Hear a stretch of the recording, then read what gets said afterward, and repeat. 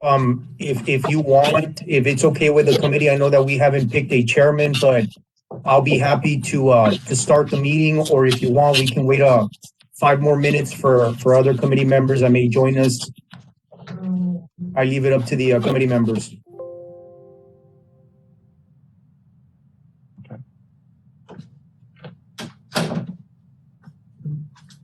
We can start. I'm okay with starting.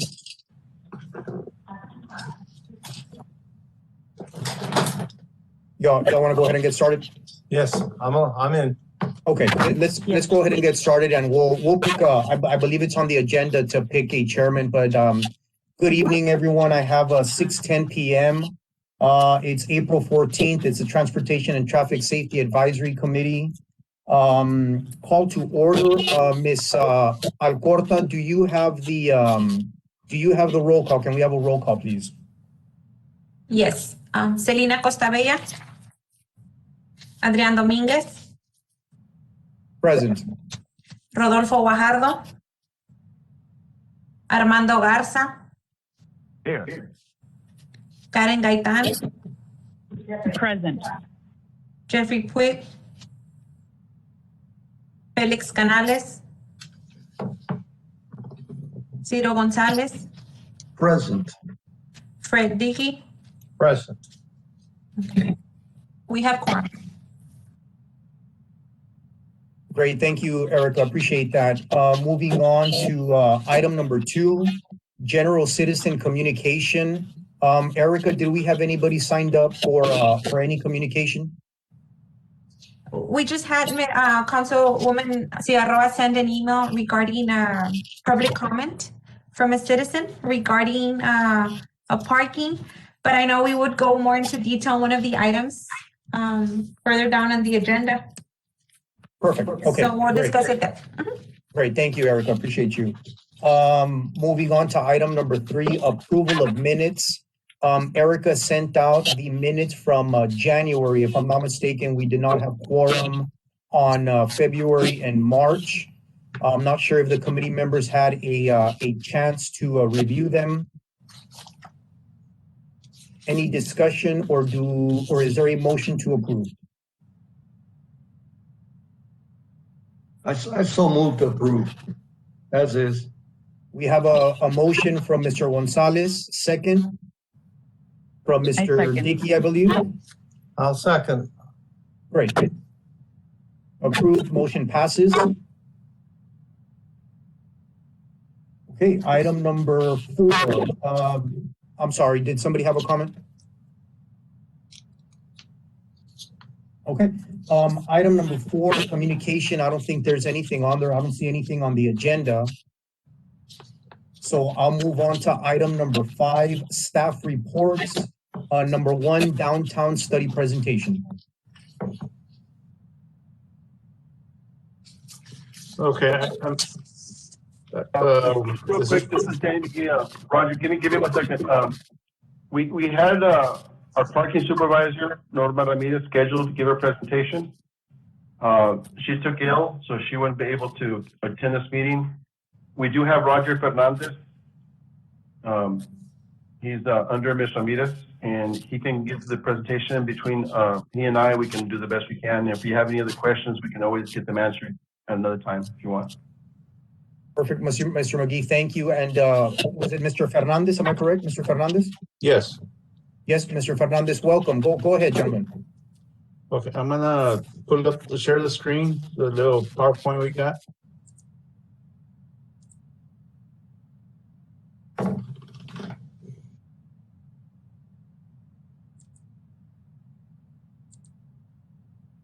Okay.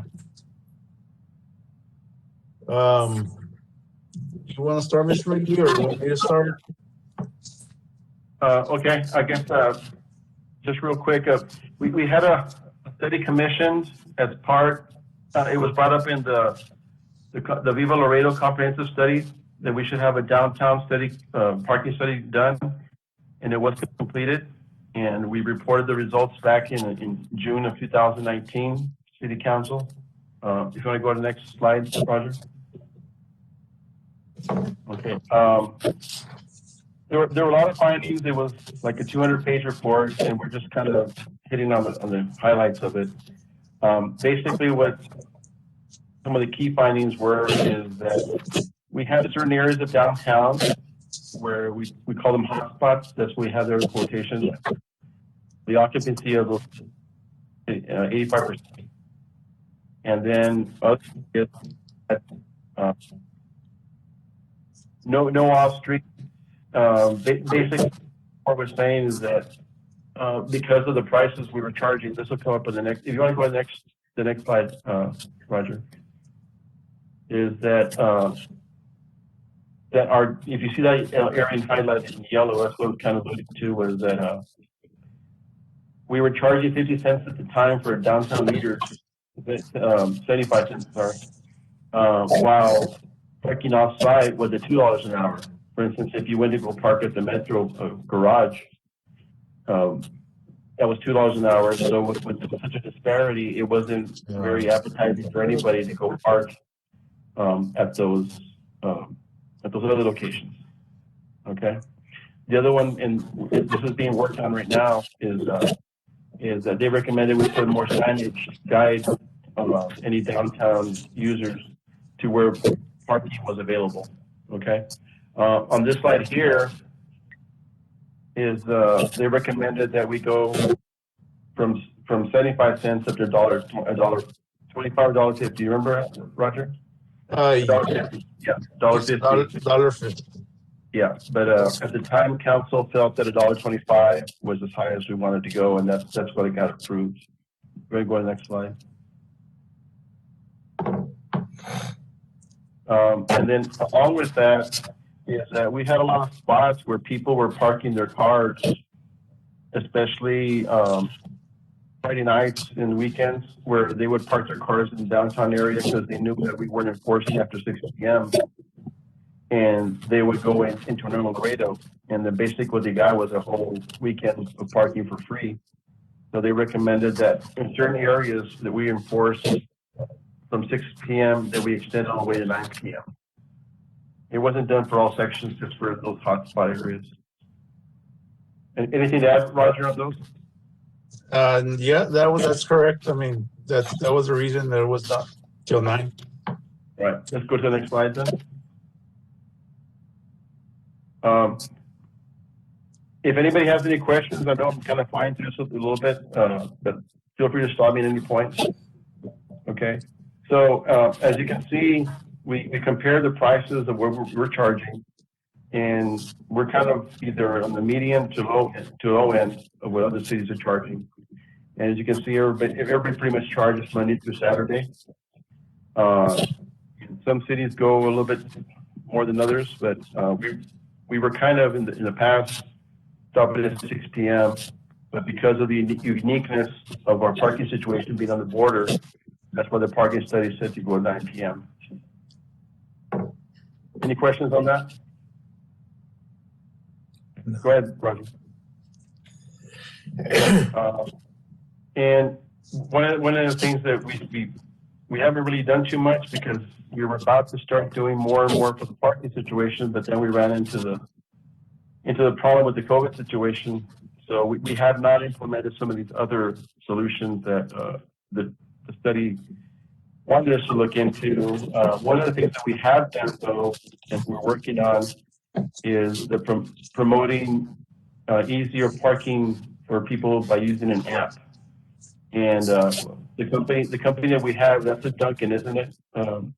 Yeah, it's called Park Smarter.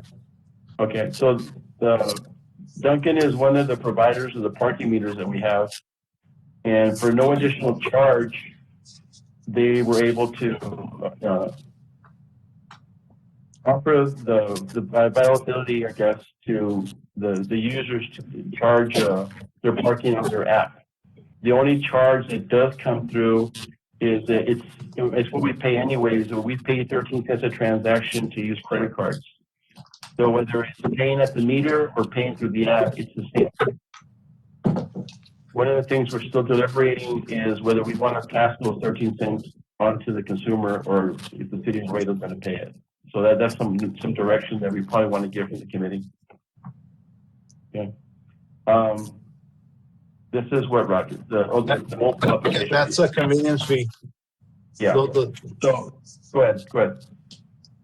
that's the convenience fee. We're trying to see if the city's gonna take the expense on or pass it through the customer. It's a 13 cents transaction fee per session. And we have it compared to the other apps that are out there. IPS came out to be the least expensive. Right. If some of you travel to other cities, you'll see that you have the option of using other parking apps. I know I've gone to Austin and used the Park Mobile, for instance. But as you can see, they charge a lot higher customer fees and city fees. So we went with the IPS system, that's the Duncan system, because it was least expensive and it was the fastest one to implement. I mean, we were using their equipment already. So it was very, very easy to just to add that one more piece to it, which was the Park Smarter app. Okay, let's go to the next one, Roger. Excuse Go me. ahead. Got a question just real quick on those fees there. So is there a customer fee? And if we're looking at passing on the city fee, we're looking at charging 26 cents per transaction per use? Am I reading that correctly? Roger, you want to explain that? The customer fee would only be 13 cents. The city still gets charged a 13-cent transaction fee because of the use of the credit card. So if we don't pass the 13 cents to the customer, the city would be stuck with the 26 cents. Okay. Yeah, just needed the clarification on that to make sure that we're gonna pass that on, or if we do pass that on. And another question follow up on that. I know it's pretty hard, but do we have an age study as far as for the hotspots? You know, just see what kind of age bracket is using those hotspots? Because if we're talking about technology and using technology phone, will they be up for that? I don't think we broke it down by age. I don't remember seeing that in the report. Do you, Roger? No, it was just broken down by usage of parking meters, not by age. Okay, yeah, it's gotta be pretty tough, I would think. Yeah. Yeah. Okay, thank you. All right. Okay, let's go on, Roger. This is some of the other recommendations they had. For instance, if you can see that picture, that's something that we are going to implement. We started on that. We're going to have to, this is in front of the San Agustin Church there in San Agustin. We have taxis that park there, so we're going to relocate them to the other side of the street, and we're going to install diagonal parking there. I don't remember exactly how many spaces that was going to get us. I don't know if it's in the... I believe it's 11. 11 spaces, okay. Yeah. So it's just a way of affording more parking spaces in the downtown area. You know, that's a pretty highly desirable parking area in front of the church and very close to the La Posada.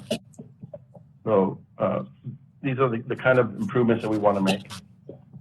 I have a question. Go ahead. Doesn't the church next door own a whole lot? I mean, it's one block that's paved that, I mean, shouldn't they open that up for their own people, at least, you know, that go to mass? Right. Actually, one of the recommendations of the parking study, and I think it's a very good one, is, and I'm not sure if it's addressed in the slides to come, but I'll go ahead and talk about it now. Is they don't recommend that the city look at going into like another parking garage, you know, where you go up, you know, 2, 3, 4 stories. They said that we have plenty of opportunities to use the spaces we have. One, that we can convert a lot of loading zones at buildings that are no longer being used, you know, as well as buildings. That's number 2. Number 3 would that we to public partnerships with areas such as that one, the one you just mentioned right now at the church. Yes. Because after, you know, in the evening hours, it's not being used at all. Now I know it's private and they're entitled to do what they want with it, but they want at least to explore that way. Yeah, we have plenty of areas that we can be low cost, conduct, you know, trying to buy more land and put a parking garage. So we do have a lot of avenues to yet to explore, and on the low cost end before we really start looking at things that cost a lot more money. No, I wouldn't meaning to cost more money. It's just asking the church, why don't you provide more parking for your own mass? And, that's just a question, I know they've not wanted to cooperate because when I was on EDAC, they didn't want to cooperate at all. Right.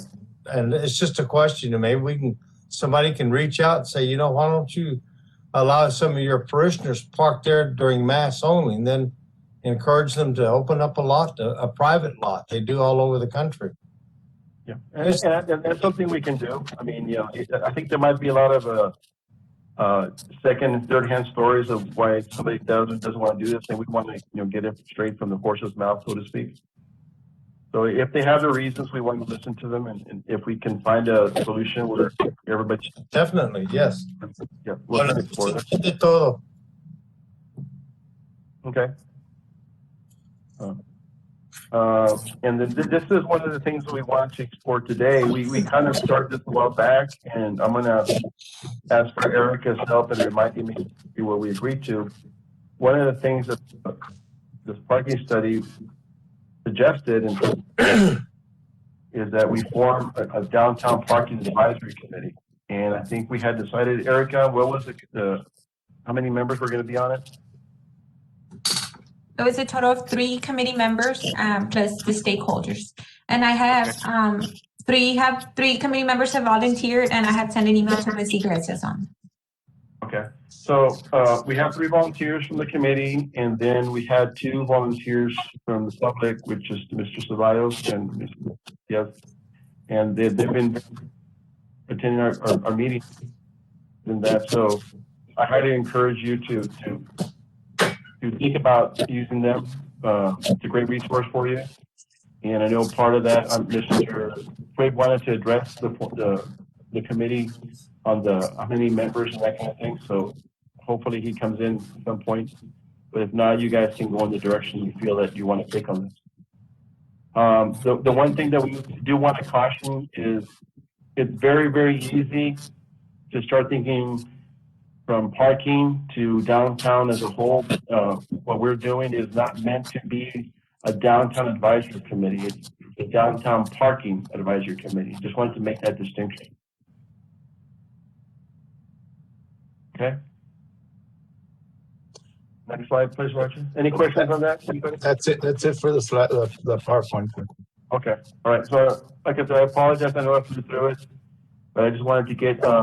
We do have the parking study available in PDF format, and we can send it out again to every member. And I know we have some new members that may or may not have gotten it, but just let us know, and we will send that out to you. It's interesting reading. It's a lot to read, though. It's got all the diagrams and everything. If you want information, we will send that out to you. Just let Erica know, and we'll get to it. That would be great, Mr. McGee. If you can send out that information, that would be great. Wow. Quick question. This was done in 2019. Am I correct? This was pre-COVID? I don't remember exactly when it was turned into council. Robert, Eric, anybody know? Are you Roger? I know I started in July of 2019, and by the time I got here, it was already there. So. Okay. Are y'all familiar with how that came about? What's that, sir? Are y'all familiar how that plan came about? At least the whole the plan Viva Laredo? Well, the Viva Laredo is the comprehensive plan for the city, and that was done several years ago. Yeah. Wasn't this part of it? No, it was recommended in that plan to have a separate parking study. And this is the parking study? Yes, sir. Okay. The one that the highlights I just gave were of that parking study, not the comprehensive plan. We ought to follow that as best as we can. Go ahead, yes. I would think so. Yes. Yeah. There's some very good recommendations in the comp plan and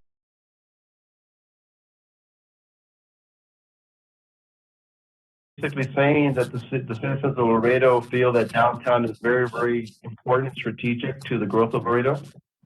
And then that parking study is based on that, I guess, that idea, that notion.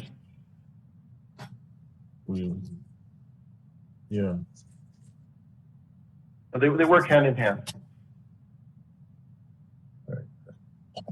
Mr. McGee, Councilmember Marte Martinez just joined us, just for your information. Okay. I don't know if you had a chance to listen to any part of that, or if you want to add anything to it. Sir, I got in just a minute ago. I don't want you to go over it all again. But can you give me just a 2-minute spiel here? Because I apologize. I wasn't sure about this meeting, and I just got out of the gym. I do deeply apologize, guys. Okay. Just in a nutshell, we were explaining how the comprehensive plan, the Viva Laredo plan, recommended that we do a parking study for downtown, and I went over the highlights of that parking study. And through that parking study, council approved raising the rates and the hours of enforcement from 6 p.m. to 9 p.m. in the hotspot areas, and raise rates in those areas also. Yes, sir. And then Yes, also, that's correct. So if y'all can hear me, there was a... Hello? Can you guys hear me? Yes, sir. go ahead, Councilman. Hello? Okay. All right, thank you. Yes, that's correct, Mr. McGee. As part of the comprehensive plan, when we were looking at the comp plan before my time as a citizen, one of the things we looked at is the strategic nature of downtown, and we hear it all the time, heart and soul of downtown, of the city is downtown. And within that, one of the things we realized is that our inability to park made it very difficult for people to actually walk around. So walkability was inhibited because of the decreased parking. We saw issues that we were facing with people from Mexico parking overnight, and all sorts of issues that were occurring. Even business owners and their employees were parking right in front of their building, and so it made it very difficult for patrons to actually get down. And so we were losing a lot of sales tax revenue, and really a lot of foot traffic downtown. I'm sure everybody's aware that a plan was ordered. Council approved a plan for parking for downtown, and within that there were several recommendations that were made, and those hours were changed. I think my first year on council, we made those changes to those hours, and also the fees, in an effort to fall in line with those with what the study showed would be the best practices for our downtown to maximize commerce and walkability in that area. I did want to say something off topic here is if we could get those that are not actively speaking at the moment to mute their microphones. We're getting some feedback, and then you can always unmute yourself when you're ready to add a comment, please. All right. And Dr. Martinez, the other thing we're talking about, and we're going to have discussion and possible action today, is the study suggested, recommended, and I think I'm using that word not as strongly as it was intended in the study, that we form a downtown parking advisory committee. And we do have some volunteers from the committee and some volunteers from the public that want to be on that committee. So within that, you're saying a subcommittee of the transportation committee, sir? Yes, yeah. We in previous meetings, we had agreed that 3 committee members would be on that. And then Mr. Jose Ceballos and Ms. Priscilla Iglesias from the public wanted to be part of that committee. That's wonderful. I'll tell you, if you guys don't mind, and I don't want to hijack anybody's meeting, but I'll tell you a few things that are kind of near and dear to me. So, you know,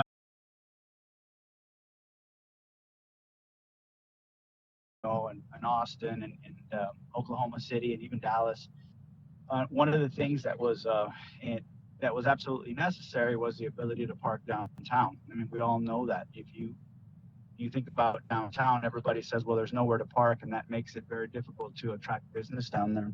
A big part of that in talking to several people several city managers in California, one of the things that they did is they invested pretty heavily in parking garages in their downtown. For us, it wouldn't be garages, maybe a garage or two, but that facilitated people's ability to park without hassle, and that augmented their downtown commerce and their downtown foot traffic, and so it went hand in hand. So as this committee or subcommittee is formed, I know that there are monies available that we're allocating for certain projects. Within that, there is money available for a parking garage. But one of the things that in speaking with Councilmember Cigarroa, one of the things that she wanted to ensure is that we maximized what we currently had by, and I don't want to speak for her, but by making sure that we have the best technology. So making sure that we have card readers or app available parking meters, so that we are kind of in line with the new technological advancements. We've seen different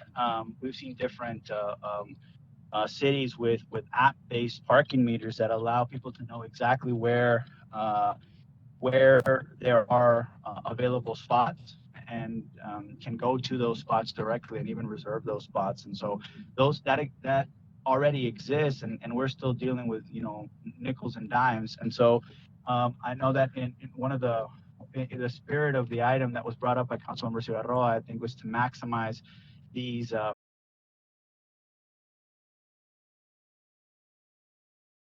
in a parking garage, which I think is the appropriate thing to do when we're ready. We need to maximize what we currently have, the assets that we currently have. And also, I think Councilmember Cigarroa wanted to make sure that we reached out to all the private parking garages down there and see if there was parking lots down there, and see if there was a way to use those assets and rent from those assets as well. And so those are three things that I think were in the spirit of what the agenda item that I think was passed by council a couple weeks ago. That's what it was in line with. Yeah, we briefly touched on those topics you just brought up, and that will be the focus of the subcommittee. Okay, wonderful. I don't want to hijack you guys. Is there anything else that you guys would like to discuss, or you need me to discuss? Yes, just in regard to the parking committee, what would be we're going to form it, and then what would be the next course of action?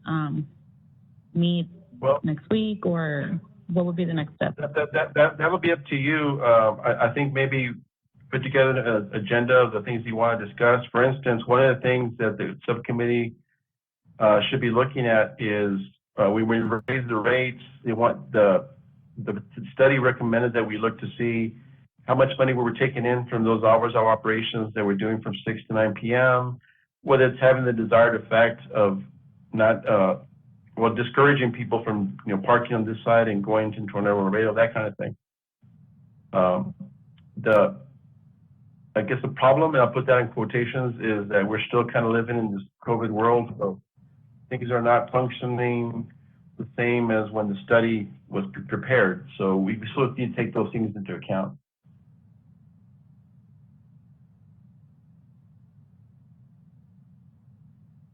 I don't know if I answered your question. Hopefully it did. Well, I think a what little you bit. can do is you can start figuring out how to do this. Can you repeat that, Councilman? Yeah, I apologize. I didn't know you were speaking. I do apologize for that, man. You can go ahead and finish, and then I'll speak after. I do apologize. I didn't hear you speaking. Oh, that's okay. Thank you.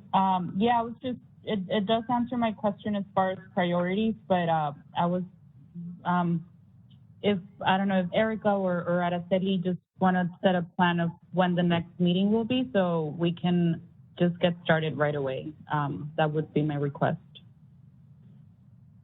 Well, as far as the subcommittee, is that what you're referring to? Yes. Okay. The subcommittee, the 3 members will get together along with Mr. Ceballos and Ms. Iglesias, and you will decide when you want to meet. It won't be a formal meeting. We picked it that way so it wouldn't have to be subject to quorum and stuff like that.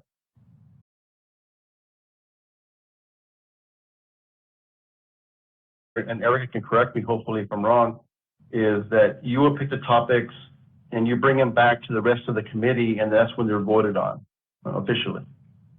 You're basically making recommendations and bringing them to the rest of the whole committee so they can be voted on by the whole committee.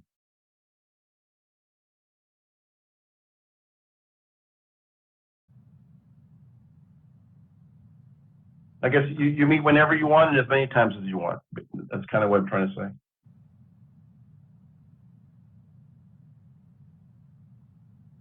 Hi, everyone. I'm not too sure if I'm allowed to comment on this portion of it. My name is Priscilla. I'm the Executive Director for Laredo Main Street. And I just wanted to let you all know that we do have the 3 members already ready to participate. So whenever we can get a meeting together and we can start working on this stuff, we're ready. Thank you, Ms. Iglesias. Appreciate that. Any more comments, questions, or concerns regarding the downtown study presentation? So good evening. My name is Jose Ceballos, and for those of you that weren't on the last attempt to have a meeting, we had agreed. Originally, it was Ms. Iglesias and myself that were following this, trying to set up this committee. But I'll continue to follow the committee, but I kind of left it to her to find the most contemporary members that are active in the downtown. So I may not end up being part of that subcommittee after all. I'm going to leave that up to her, and I'll join at the first subcommittee meeting, and then if the group still needs me or would like to see me, continue, I'll continue to be part. But I pretty much I'm going to follow her lead, and that's what we established last time before the meeting. Thank you, Mr. Ceballos, for the clarification on that. Any other questions, concerns, comments regarding the downtown study presentation? No? Okay, then let's go ahead and move on to item number 2, collection agency status repo. I'm sorry, it's probably a report. Mr. McGee, go ahead. I'm going to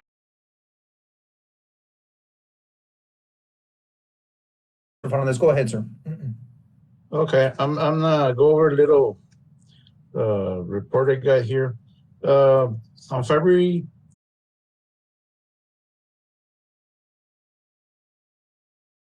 an RFP queues for I'm sorry, got the wrong one. Sorry. After the city audit in 2018, it was recommended to do more efforts to collect 7 million in accounts receivable. Citations since 2005. That's what we got till now under our accounts receivable. In 2019, we tried a amnesty program, which only 7,000 were collected in revenue. And that's why, we went out for RFPs, and Professional Account Management, PAM, which is Duncan Solutions, was the sole bidder and was awarded the contract in September 2020. They'll be trying to collect all delinquent fines after 91 days. I did want to point out something to the committee, and this is something we're going to probably need to work on amending the ordinance. And Roger, please correct me if I have these dates wrong. But right now, if someone gets a ticket for parking downtown, time expired. After 14 days, the amount increases by $10, right, Roger? Yes. Okay. And then, so now instead of owing $10, they owe $20. Are those numbers right? Yes. Okay. And then nothing happens until it goes to 60 or 90 days, Roger? 91 days? We have a 60, and we get another late fee for another $10. So Okay. it's now $30. Okay. So at 60 days, we're at $30. And then after that, we don't have anything else, right? No. Okay. So That's that's the problem we have, is that we find somebody twice, $10 each time at 14 days and 60 days. After that, it doesn't increase at all. So there's no interest, there's no more penalties, et cetera, et cetera, et cetera. So as you can see, if you didn't pay your parking tickets, and they don't get reported, to your driving record, there's really no motivation to pay that ticket. So we do want to explore that avenue. I don't know exactly what we can do beyond more money, interest and penalties, but what we're trying to nevertheless collect is those fines that have been not paid for years. And I don't know what percentage of them are with cars with Mexican plates. Do you know, Roger, off the top of your head? We have a very high, I don't have the percentage in front of me, but it's a very high number, which we have for those. So we do have recourse when it comes to a car from Mexico, that if once it gets 3 tickets, then we can boot them, and we do that aggressively. But we also we're in the process of getting contracts so that we can follow up with the license plates from other states. We have to be able to find out who the owner of the car is. We can send them a bill and track them down, or the company that we hired will, attempt to collect an unpaid debt. And also, just to add on, there's no cost to the city. The company, they charge a percentage, but is added to the amount of the citations owed. So the city's not gonna lose any of the revenue owed to us. So on a $90 fine, and it goes to a collection agency, what percentage do we get?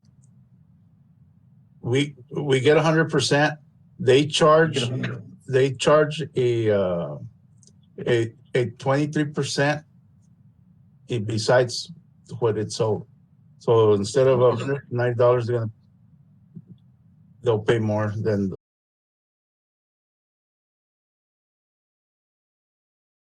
On top of the fine? Yeah. Right. Is there a collection? I mean, what's the record on that, and what percentage of that is collectible? In other words, do they have stats on that? If of 100 calls, how much of it are they getting collected on?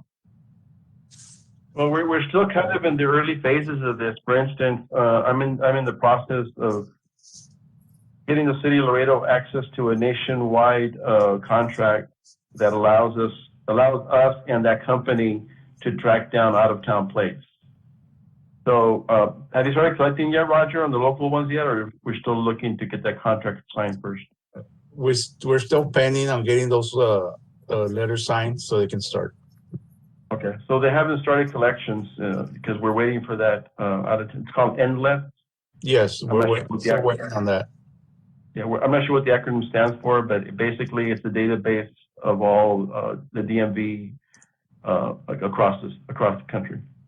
And plus, we're still working on the files, the transfer files, interface files that we need to transfer back and forth. So we're still working on that. Mr. McGee, just a question. So the contract was issued September of 2020 to PAM, am I correct? Professional Accounting Management, but they have not collected any fees, am I correct?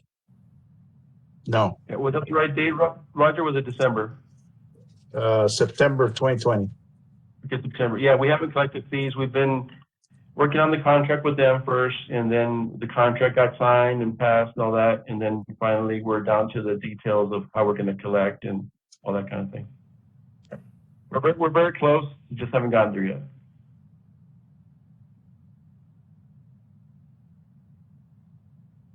Hopefully for the next meeting we'll have something better to report on that.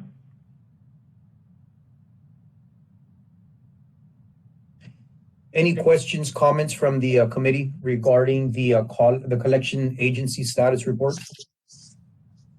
Yes, sir. Dickey, go ahead, Mr. Dickey. I mean, in other words, we're at a beck and call of somebody who does not want to pay. And are these people who do not want to pay serial offenders? I'm not sure how many of them owe, multiple tickets. I'm not sure we can get that together, Roger, or that's something that Duncan's going to put together also. Well, then I have another question. who are we booting? I mean, we ought to use the boot more. That'll get somebody's attention in a hurry. We do boot quite a bit, actually. We get a lot of complaints about that. But, you know, if you violate, ni modo. Yeah, Roger, can you explain how our booting process works with the vehicle and everything? Well, we got a vehicle with cameras on it, called it LPRs. We got an officer just driving around town, running it, and whoever owes or whatever plate owes gives us an alert, and we boot vehicles. The only issue that sometimes we have a lot of vehicles that are inside property, so we can't, go in there and boot a vehicle. So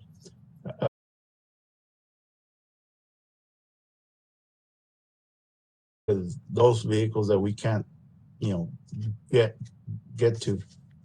But we do have, an officer every day running plates through the whole downtown. I mean, not the downtown, all Laredo, all citywide. Mr. Fernandez, and to remove the boot, do they have to pay the whole fine that is owed? How does that work for them to, get their boot removed? Normally they have to get their full fines paid off. There are some exceptions where, we do payment plans, especially when they're like large amounts. They'll pay half and then we'll give a payment plan for the rest. But normally, with a paid full amount. Thank you, Mr. Fernandez. Mr. Dickey, you had a question, sir? Go ahead. I have another one. Why can't you go into property if I've violated a crime? I mean, this is not a felony, but if I've done something against the law or whatever, they'll come in and get me. I mean, I'm sorry, I'm a little aggressive. Well, I don't apologize for being aggressive. They owe us money. All of us, all the citizens, they owe the city. And when pagas o te agarramos el carro. I don't care where it is. Yeah, Mr. Dickey, this is Danny McGee. That's one of the things I want to bring back to this committee is I want to take a look at our ordinances. And for instance, with the state, sometimes if you owe them money, you can't renew certain licenses and permits and stuff like that. Maybe that's something we have to look at, or maybe we add it to your water bill. I mean, I'm just thinking out loud here. Great idea. So we'll bring that topic to you, and then we'll get your buy-in, and so we can pass that on to council. Like I said, right now there really is no impetus, no motivation for anybody to pay it. Once you're beyond that 60 days, it just sits there. There's really no negative point to it. It doesn't.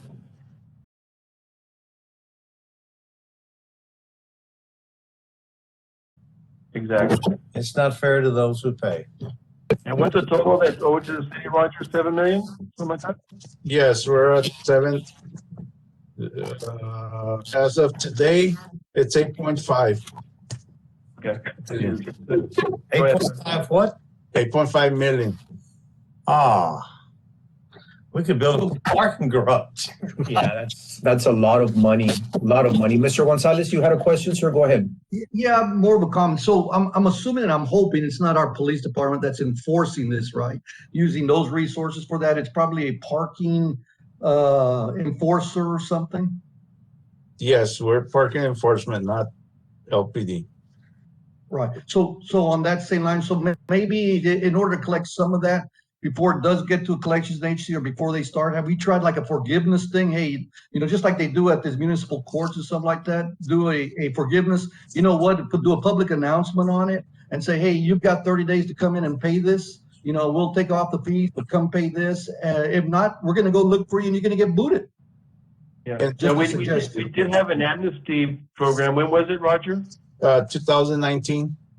Yeah, we basically said, it's kind of like, library sometimes will say, come pay your fine or bring the book back and we'll waive the fine, something like that.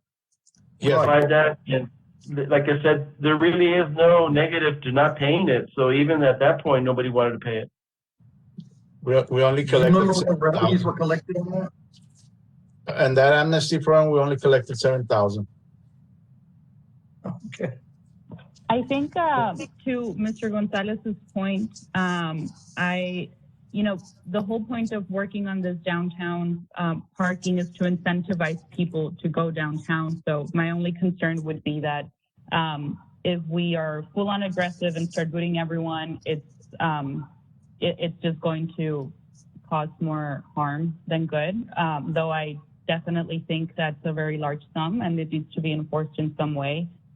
Perhaps we can look at getting our communication strategy more effective so more people know about it.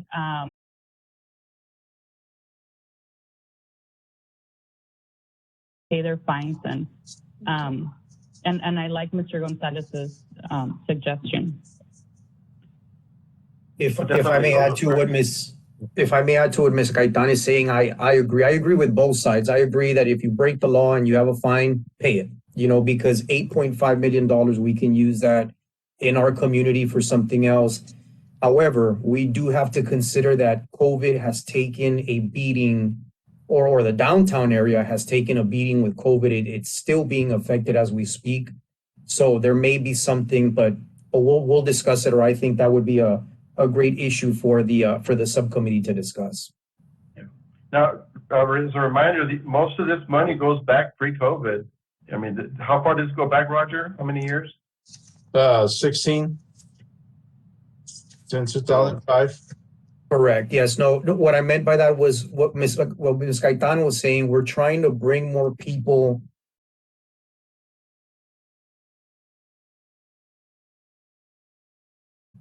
booting people and fining people, then it might get worse. But on the flip side, if they break the law, they need to pay.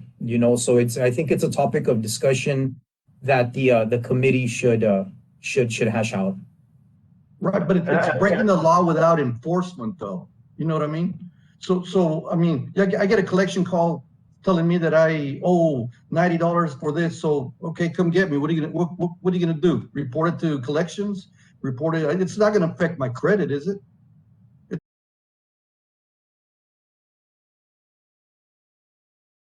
What's gonna scare them to come pay us? Yeah, that's a good question. I don't know if that could be Roger to Craig. I guess the only thing we can do is, how you'd say, they're gonna, I guess, the letters you're gonna get, maybe people are gonna start thinking that they're gonna get reported to collection agencies and start paying up, but really, you're right. I mean, there's not much, other than that. I have a question.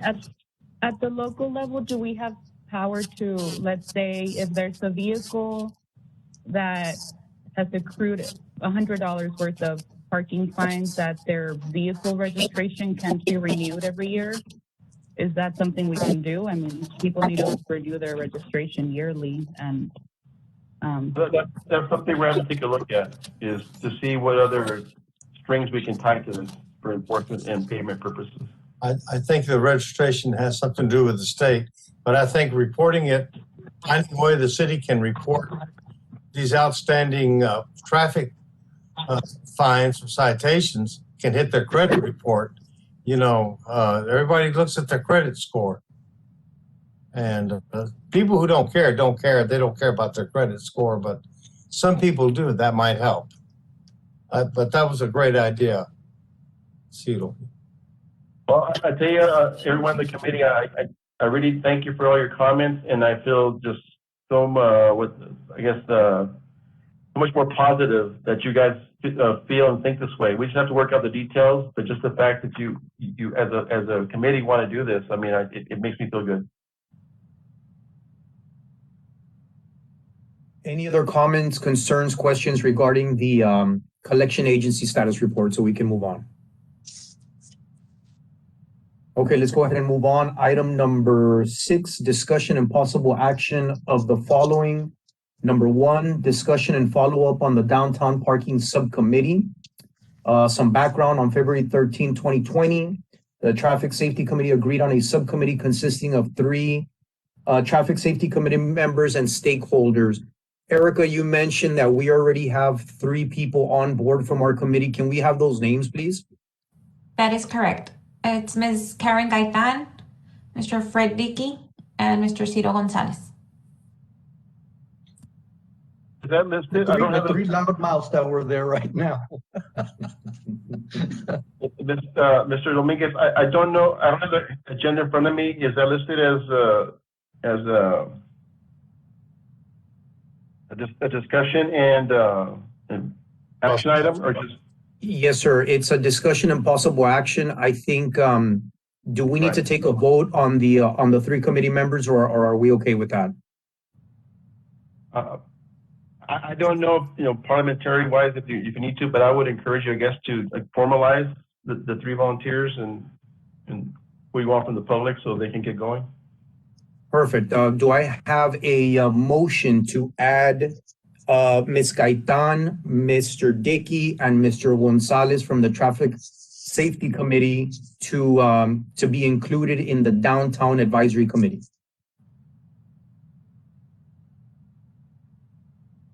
Motion? Can we make a motion if we're on that committee? That's a good point. So I'll just go ahead and make a motion. I make a motion that we approve Mr. Dickey, Ms. Gaitan, and Mr. Gonzalez to serve on the Downtown Advisory Subcommittee. Do I have a second? I'll second that. Perfect. Okay, motion passes. Any Right. other discussion? Okay, moving on, item number 2, parking application convenience fee. Mr. Fernandez, Mr. McGee? Okay, we mentioned earlier, we showed you the fees that other cities are charging. And what we want to do is to pass on that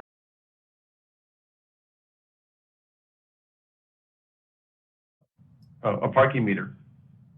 And it's minimal compared to a lot of the Apple side, like Google app and stuff like that.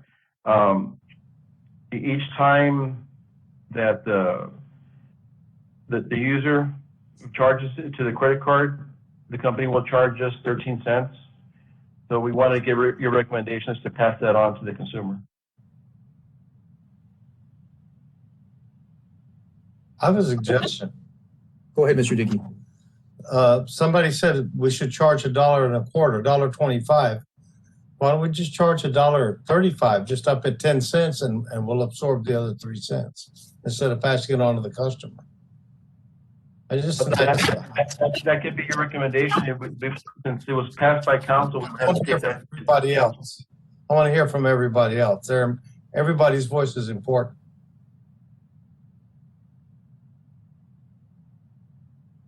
That's a good idea, and I don't mind moving the 13 cents or sending the 13 cents to the customer as long as they're fully aware prior to them making that transaction.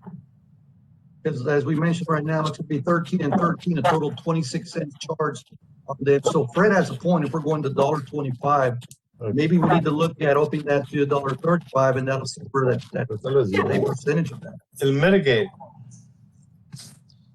The app, when you log into the app, it will let the customer know that you are going to get charged those 13 cents, the convenience fee. It's not like if it's going to be hidden or anything, it'll pop out and tell you, it'll be a 13 cent convenience fee charge for using it. So they'll know that they're going to get charged those 13 cents. Well, then we'll just let it go like that then. That's what I would think. I don't know. And if they don't want to, they can say no and pay and put the coins in the meter, I guess. I don't know. I mean, they can use coins or credit cards at the meter also. Or credit card, correct. But we were ready to take this to council last month, but we did want to get the blessing of the committee, whether we wanted to have the consumer pay for it, like Mr. Fernandez just said. It will show up on their app. And in my opinion, now I pay parking fees downtown, and for the convenience of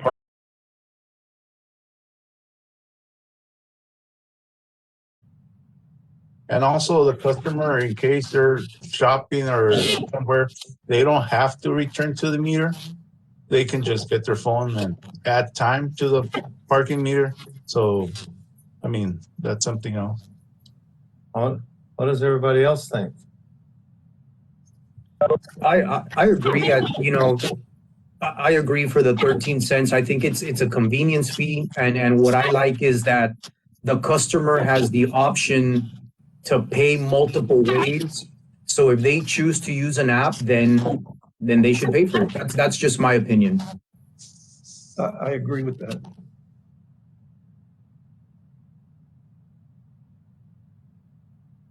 Would anybody like to make a motion on that? I'll make a motion. That the convenience fee come up on when they use their card.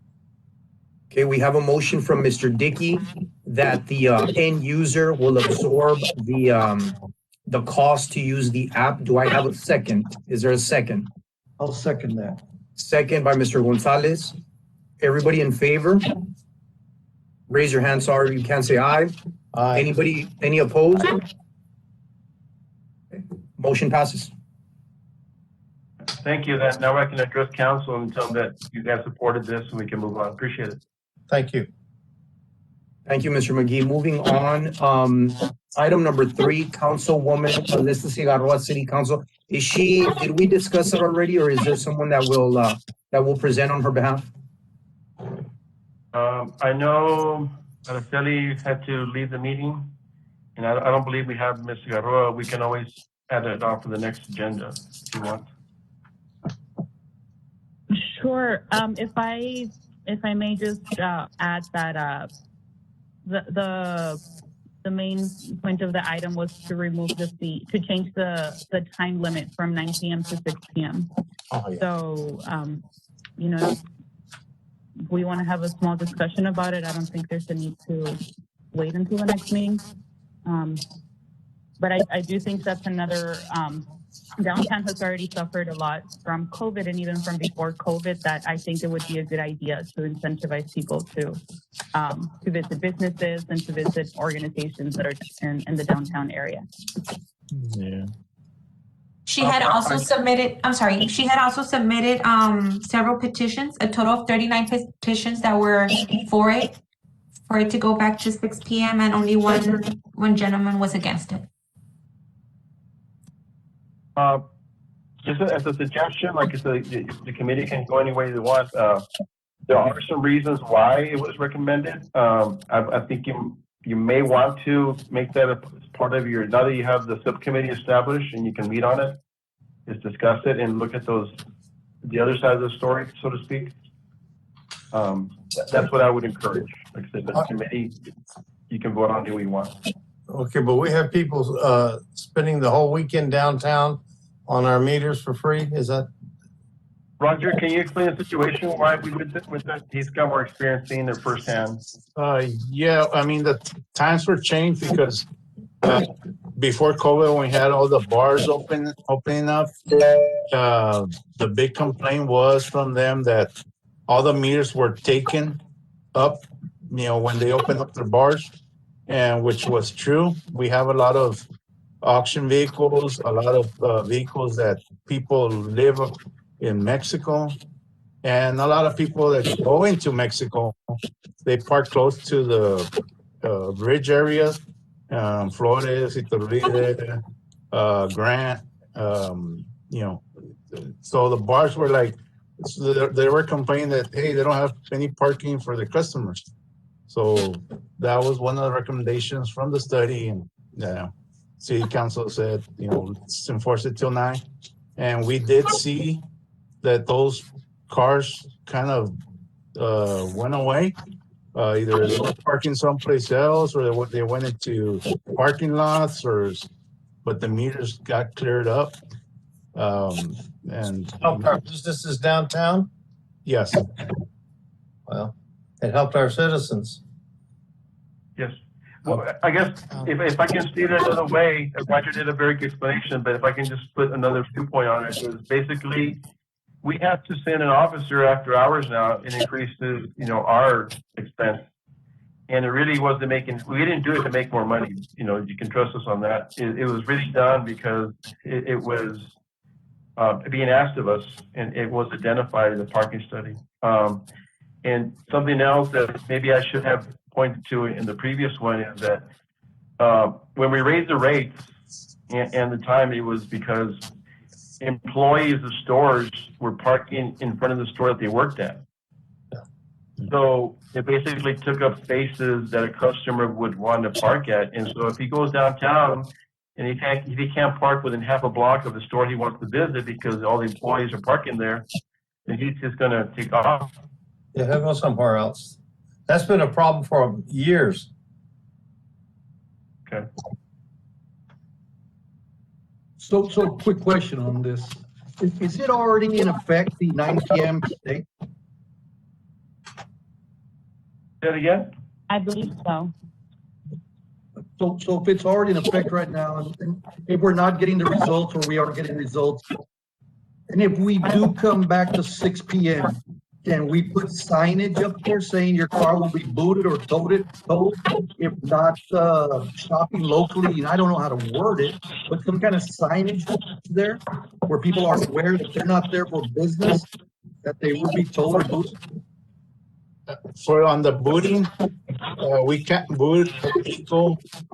This is by state law or state statute, unless it has 3 citations. So we can't boot it. Tow it, that would be, PD. Okay. So, because here on the minutes, it says there to implement a boot or towing initiative, overnight parking after 3 a.m. and any other matters incident there too. So in reality, that's not true, right? Mr. Dominguez, I'm sorry to interrupt the meeting. We lost one of our members and we lost our quorum briefly. He's trying to log back in again. I believe this particular item on moving from 9 p.m. to 6 p.m. was put on City Council agenda. I'm not sure if it was the last council or the upcoming one, but okay. What proceeds here, Mr. McGee? Do we vote on it or just council vote on it? Can we halt the discussion really quick? We need to get the other member on. We don't have quorum right now. I think we just got Mr. Garza back on. Mr. Garza, are you there? Okay. Yes, I'm here. Okay, great. Thank you, Mr. Garza. Thank you. You're very welcome. Okay. Can you repeat that, please? Ms. Gaitan, back to your question. We can vote on it. We can also make the recommendation to send it back to the traffic advisory committee so that they can discuss it. It's up to us to do what we feel is best. I would suggest that we would communicate what we just talked about with Councilman Cigarroa. Because she's and I appreciate because she's trying to bring downtown back, but we need to explain to her this is going on and how it's improved the condition. And maybe she's not aware. And if she's made aware, then. Well, I just think there's already been, there's 39 petitions. I mean, we do have a lot of the data from a study from 2 years ago, but if there's 39 people from the public supporting this initiative, I think we need to listen to that as well. Well, I wonder, who are these people that live in the neighborhood? Are these people that shop downtown? It's good to know who they are and why they're petitioning. So I believe, I think Ms. Iglesias from Laredo Main Street may have them dropped, but there are signatures that comprise of business owners and downtown tenants and organizations, I believe. the Center for the Arts and Advocates of Laredo Main Street were some of the members that submitted those petitions. So yes, people who frequently live and work downtown. Okay. Do those people who petitioned know why it was moved up? I wouldn't be able to answer that. I'm just curious. But I do know that they're speaking to us and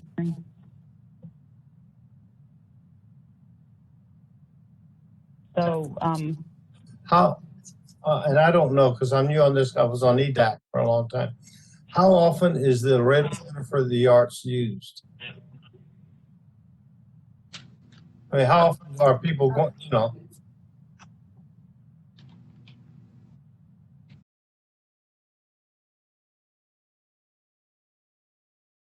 I don't know if I'm allowed to talk in your meeting, but I'm Rosie Santos. I'm the executive director for the Center for the Arts.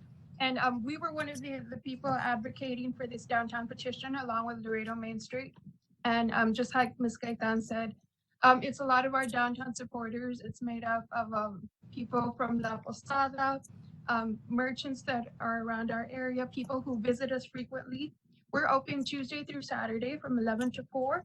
And we're also open for special events. Of course, because of COVID, our special events aren't happening as often.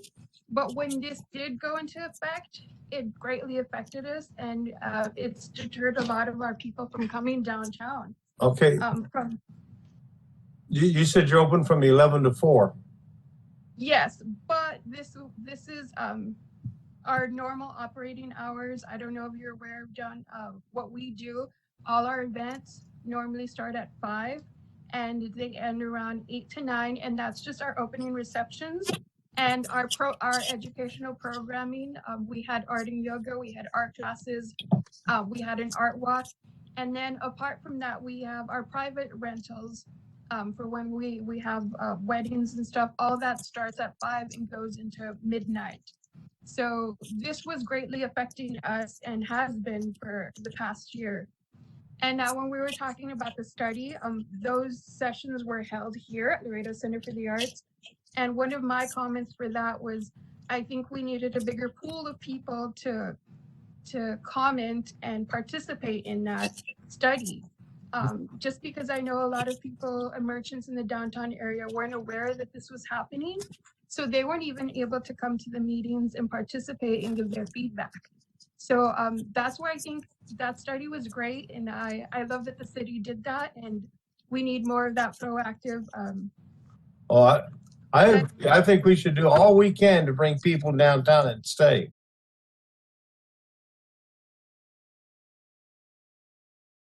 Going back to the petition, your initial question, yes, I'm aware. I've read some of that study, and like I told you, since it did take place here in the center, I was able to hear a lot of the comments. And I was up there, was listening to it. And I do know a lot of what Mr. McGee was saying, that there was reports that people were parking overnight and crossing the bridge and leaving there and getting free parking. That's not to say that it was happening around the center. I know.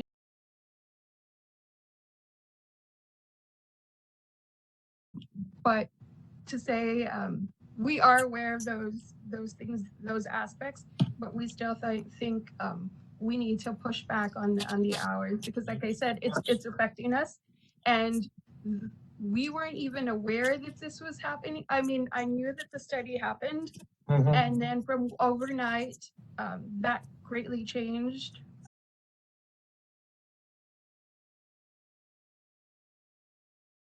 So we didn't receive any notice, an email, a flyer, something saying, hey, this is happening. Start making your constituents and anybody who's coming downtown aware that this is going to happen. It just happened overnight. So we had an event the next day and everybody was up in arms. Well, I'm curious about the merchants, because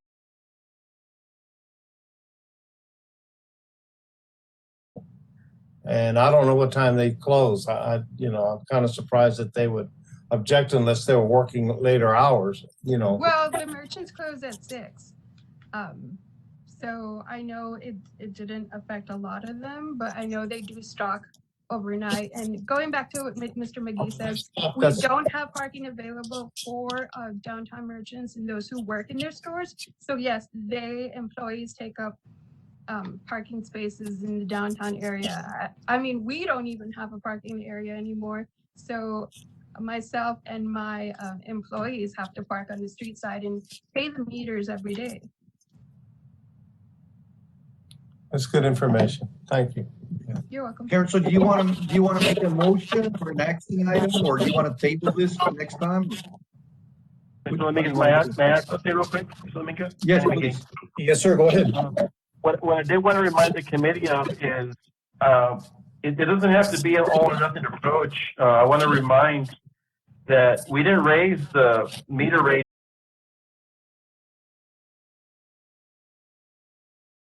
Change the hours in all the parking meters, just the hotspots.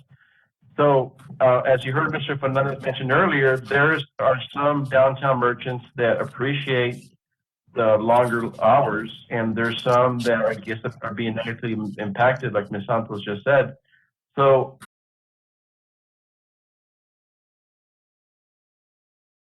is to explore those possibilities that instead of saying, let's get rid of it everywhere or enforce it everywhere, is we take a look at what makes more sense for each area. If I could comment again real fast, I'm sorry, but I'd have to agree with you, Mr. McGee. Every part of downtown has unique circumstances that it completely operates dramatically from another part. So, like you said, I guess we were considered a hotspot, so this is what happened to us. And I know downtown where Iturbide is also considered a hotspot, and around the plaza around close to the San Agustin Plaza across the street from La Posada was also impacted. But yeah, not everything works the same across the board. I was going to mention, we have some, I guess we have some options, and I agree with Mr. Gonzalez about possibly, and I leave it up, again, this is a committee, about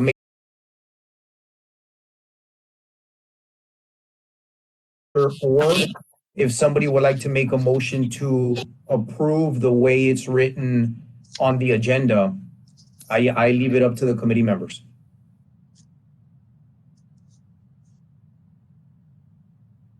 Go ahead, Mr. Dickey.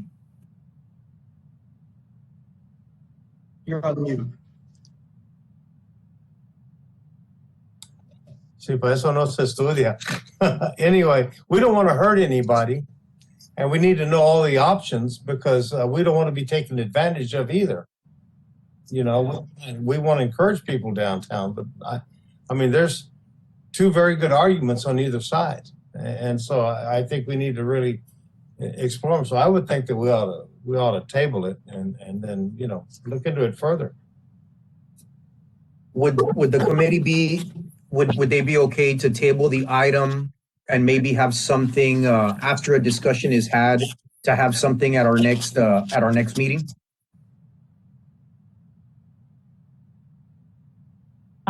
Yes, I think I would want the subcommittee to look into this issue as well.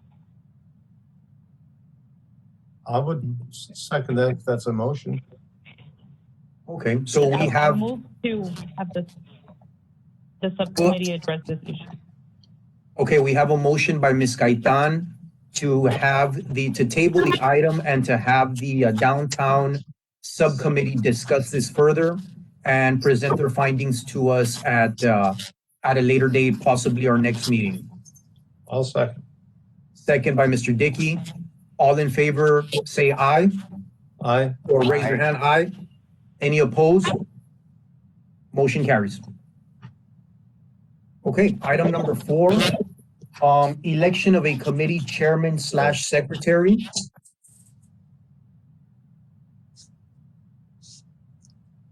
Do we have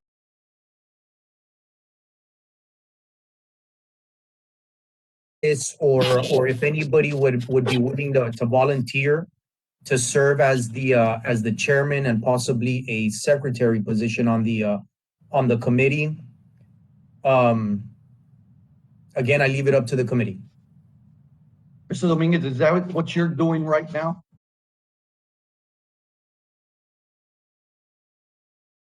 You're committee chair. I'll second. Doing a great job.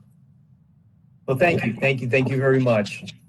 There is a motion to approve Adrian Dominguez as committee chairman. All in favor? Say aye. Aye. Aye. Anybody opposed? Motion carries. Thank you. Congratulations, Thank you. sir. Thank you very much. I don't know if I'm too excited about that, but but I'll take it. Thank you very much. As far as secretary, would anybody want to volunteer to serve as secretary of the committee? Secretary, they sometimes take some notes. They also take down, it's a roll call. Do we have anybody that would be interested in a secretary position? No.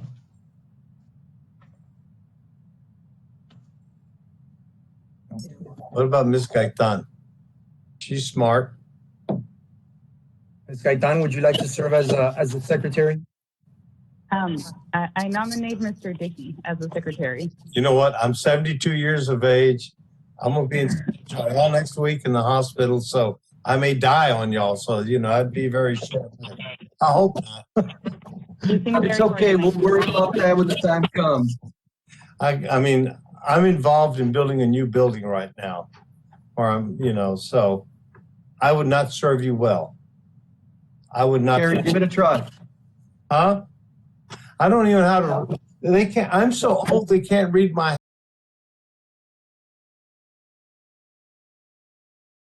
Karen, would we make a motion for you? You're young. You're smart. Come on. Do we have a motion to nominate Ms. Gaitan as a secretary? I will. That's my motion. Okay. Yes. Okay, do we have a second? I'll second that. Okay, all in favor? Please raise your hand or say aye. Aye. Congratulations. Anybody opposed? Motion carries. Okay, great. Congratulations. Great. You'll do great. Okay, moving on to item number 5. So I've got to think I'm a good judge of character. Moving on to item number 5, discussion and possible action of the following speed hump ordinance. Mr. McGee, go ahead, sir.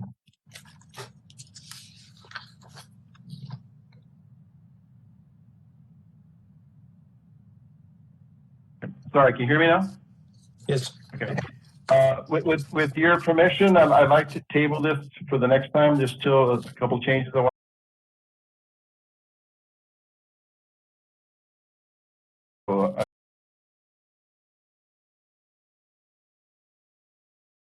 Mr. McGee.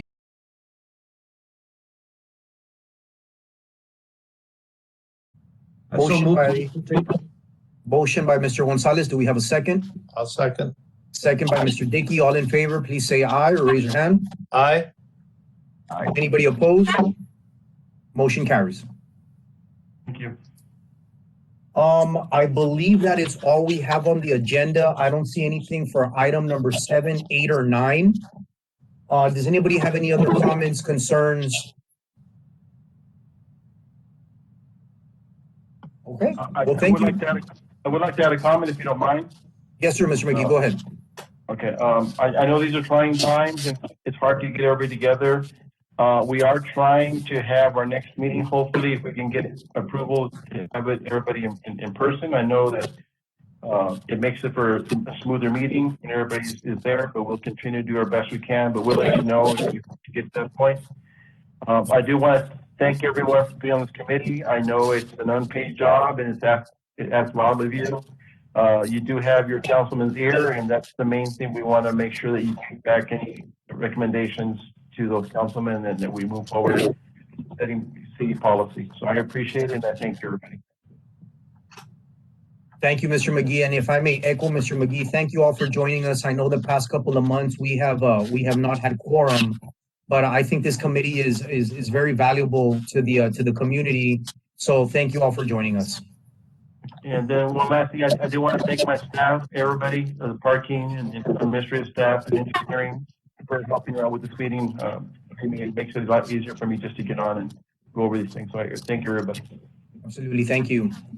Thank you, everyone. Thank you. We will see you all next meeting, hopefully next month. I believe Erica will send an invitation and we'll have a discussion whether it'll be WebEx or whether it'll be face-to-face. So thank you all very much. Y'all have a great evening.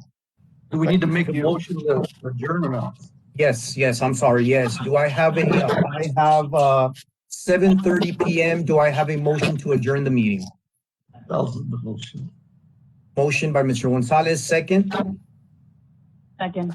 Second by Ms. Gaitan. All in favor, please say aye or raise your hand. Aye. Anybody opposed? Motion carries. Meeting adjourned. Thank you. Y'all have a great evening. Thank you.